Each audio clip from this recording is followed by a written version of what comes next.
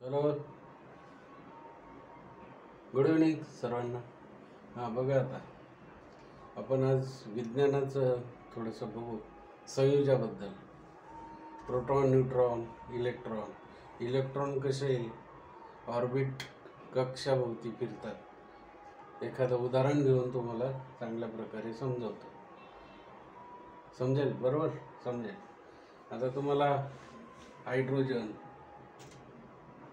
हे सगळे माहिती पाहिजे. Hydrogen, helium, lithium, barium, boron, carbon, nitrogen, oxygen, fluorine, neon, sodium, नाही का, सोडियम, मॅग्नेशियम या संज्ञा आहेत. तर कार्बन, हायड्रोजन. आता हायड्रोजन हे एक आहे ॲटॉमिक नंबर. तर त्याचा पहिल्या कक्षेमध्ये एकच इलेक्ट्रॉन असणार आहे. फर्स्ट ऑर्बिट पहिली कक्षा. आता तुमचं इंग्रजीमध्ये म्हणून इथं इंग्लिश लिहिलंय. याला कक्षा म्हणतात. फर्स्ट ऑर्बिट पहिल्या कक्षेमध्ये किती इलेक्ट्रॉन आहे? हायड्रोजनचे एकच इलेक्ट्रॉन आहे. ऑक्सिजनचा बघू आता. ऑक्सिजनचा या ठिकाणी ॲटॉमिक नंबर किती आहे? 8 आहे. मग त्याचं इलेक्ट्रॉनिक कॉन्फिगरेशन अशा प्रकारे असतं. 2n वर्ग. n म्हणजे कक्षेचा क्रमांक. म्हणजे पहिल्या कक्षेत किती इलेक्ट्रॉन असतील?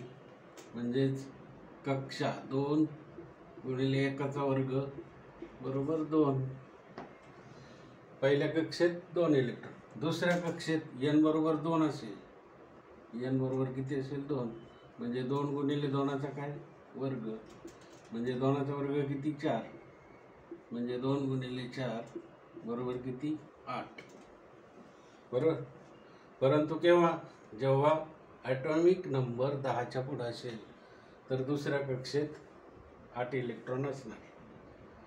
आता प्रत्यक्षात एक उदाहरण घेऊ आपण. ऑक्सिजनचं घेऊ किंवा सोडियमचं घेऊ किंवा मॅग्नेशियमचं घेऊ. कोणतं घेऊ?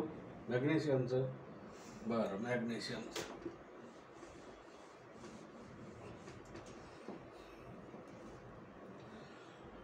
आता मॅग्नेशियमचा ॲटॉमिक नंबर किती आहे? 12 आहे. मग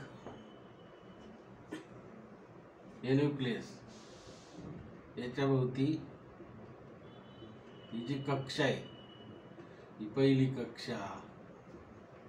ही कोणती कक्षा? ही दुसरी कक्षा. ही तिसरी कक्षा. ही तिसरी कक्षा. पहिल्या कक्षेमध्ये किती इलेक्ट्रॉन? 2. हे बघा, ही पहिली कक्षा. 1 आणि 2 इलेक्ट्रॉन. दुसऱ्या कक्षेमध्ये किती सांगितले होते मी तुम्हाला? 2 गुणिले 4 ना, 8 इलेक्ट्रॉन. ॲटॉमिक नंबर 12 आहे अणुअंक. म्हणजे आता किती झाले? इथे पाहिजेत 8. 1 2 3 4 5 6 7 आणि 8. हे 8 इलेक्ट्रॉन. 1 2 3 4 5 6 7 8. पहिल्या कक्षेत 2. आता 8 आणि 2 किती झाले?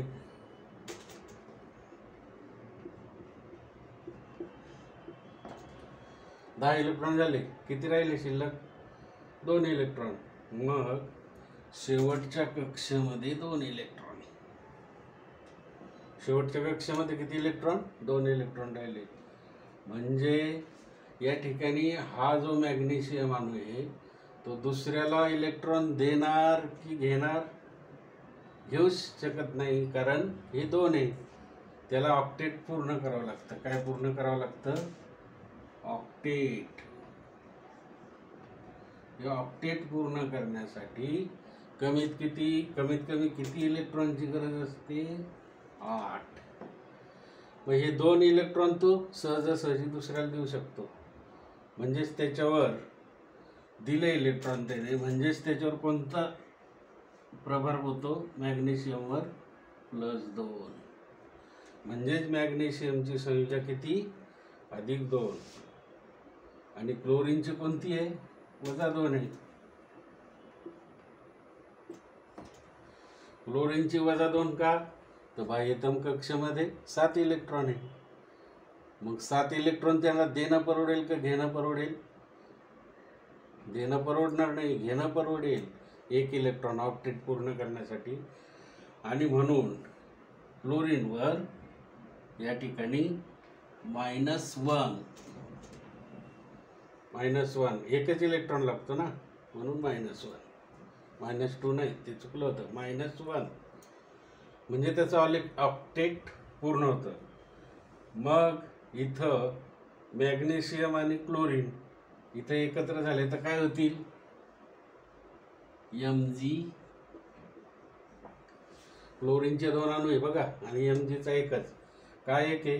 कारण मॅग्नेशियमवर +2 व्हॅलेन्सी आहे संयुजा, आणि क्लोरीनवर -1 आहे. -1 असल्यामुळे क्लोरीनचे 2 अणू लागतात, म्हणजेच त्याचं रेणुसूत्र काय झालं? MgCl2. ओके, चला समजलं हे बरोबर.